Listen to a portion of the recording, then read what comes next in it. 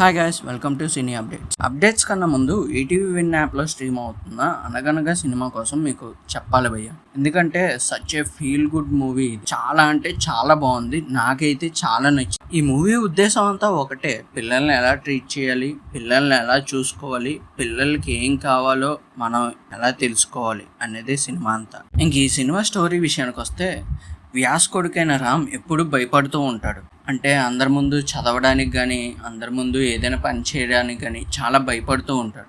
మరి ఆ భయాన్ని రామ్ తండ్రి అయిన వ్యాస్ ఎలా పోగొట్టాడు అనేది సినిమా అంతా. ఇందులో మొదటగా ఆర్టిస్టుల కోసం మాట్లాడుకోవాలి భయ్య. ఎందుకంటే ఎవరి యాక్టింగ్ బాగోలేకపోయినా ఏ ఒక్క ఎమోషన్ దగ్గర కూడా మనం కనెక్ట్ అవ్వలేము. సినిమాలో ప్రతి ఒక్కరి యాక్టింగ్ కూడా హై లెవెల్లో ఉంటుంది. నేనే ఎక్కువ చేసి మాట్లాడట్లేదు సినిమా మీరు చూడండి, అప్పుడే మీకు అర్థం అవుతుంది ఎంత బాగుంది అనేది. సినిమా కూడా మీకు ఎక్కడ బోర్ అనిపించదు, ప్రతి ఎమోషన్ క్యారీ అవుతూనే ఉంటుంది. సుమంత్ దగ్గర నుంచి తన కొడుకు క్యారెక్టర్లో చేసిన ఆ పిల్లోడి దాకా ప్రతి ఒక్కరూ జీవిస్తారు సినిమాలో. నిజంగా వీళ్ళిద్దరి తర్వాత మనం మాట్లాడుకోవాల్సిన వ్యక్తి అయితే కాజల్ చౌదరి.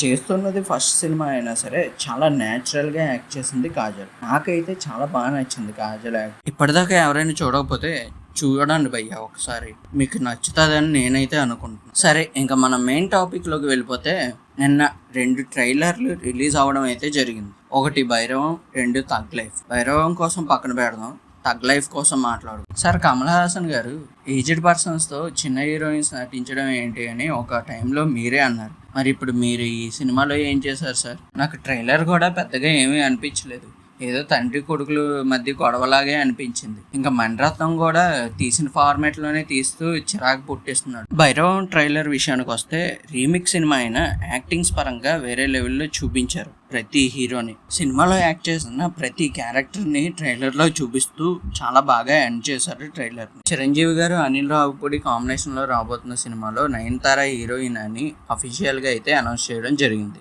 నార్నే నితిన్ నటిస్తున్న శ్రీ శ్రీ శ్రీ రాజా వారు జూన్ 6న అయితే రిలీజ్ చేస్తున్నారు. నవీన్ చంద్ర హీరోగా వరుస పెట్టి సినిమాలు తీయడం అయితే జరుగుతుంది. ఇప్పుడు కరాలి అనే కొత్త చిత్రాన్ని స్టార్ట్ చేశాడు నవీన్ చంద్ర. ఇందులో నవీన్ చంద్రకి జోడీగా రాశి సింగ్, కాజల్ చౌదరి అయితే కనిపించబోతుంది. ప్రవీణ్ హర్ష కలిసి నటిస్తున్న బకాసుర రెస్టారెంట్ మూవీ ట్రైలర్ ని మొన్న అయితే రిలీజ్ చేయడం జరిగింది. ఇంకా ట్రైలర్ చూస్తున్నంతసేపు ఇది ఒక హర్రర్, హంగర్, కామెడీ ఎంటర్టైనర్ గా ఉండబోతుందని స్పష్టంగా తెలుస్తుంది.